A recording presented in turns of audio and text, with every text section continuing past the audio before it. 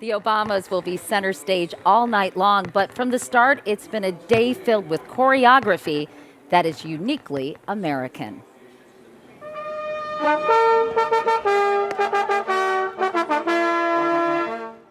Preserve, protect, and defend the Constitution of the United States. So help me God. Congratulations, Mr. President.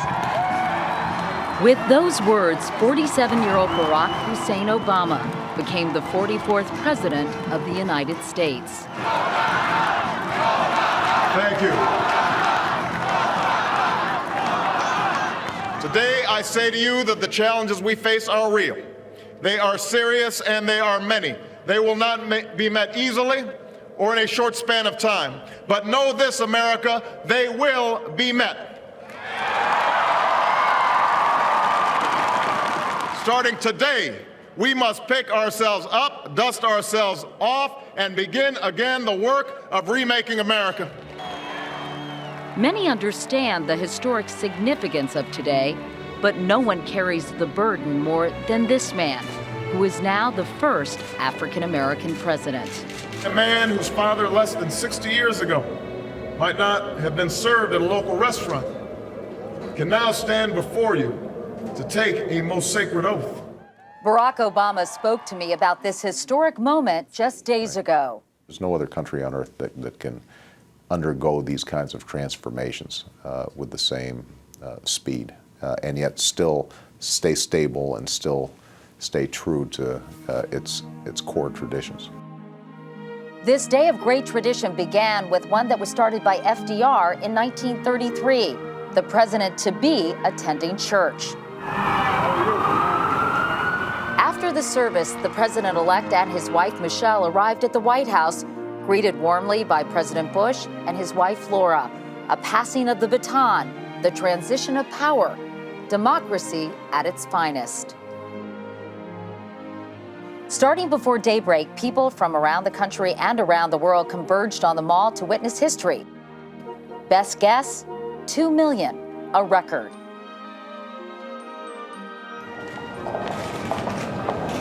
Every so often, the oath is taken amidst gathering clouds and raging storms. In these moments, there have been words and inaugural addresses that have been etched in our national memory. FDR in 1933. That the only thing we have to fear is fear itself. And John F. Kennedy in 1961. Ask not what your country can do for you. Ask what you can do for your country. we gather because we have chosen hope over fear.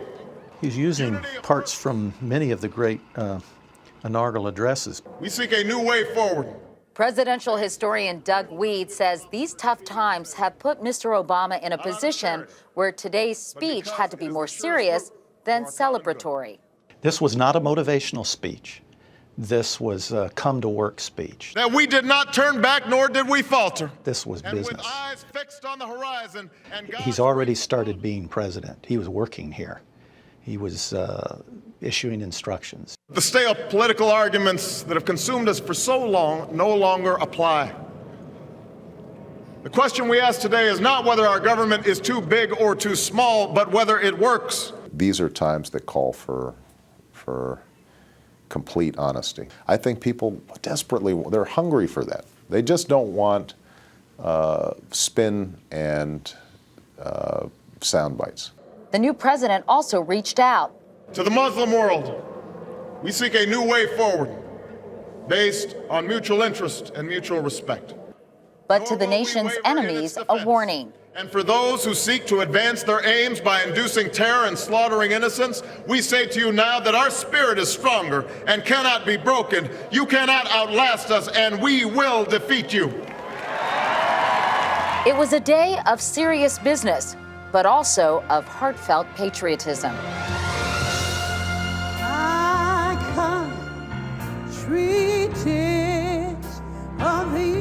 Aretha Franklin is one of the most beloved African-American singers of her generation, a symbol of Black pride.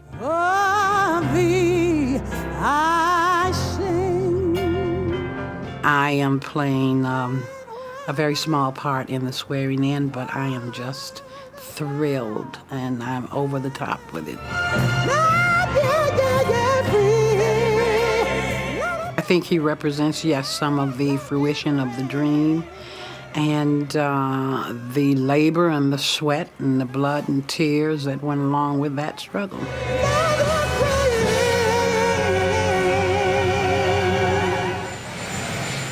Following the ceremony, a reflective ex-President Bush said goodbye and headed home to Texas.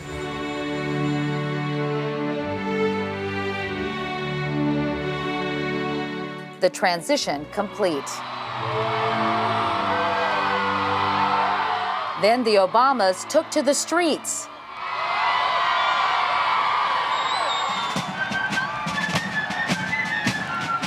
And the entire family enjoyed the parade.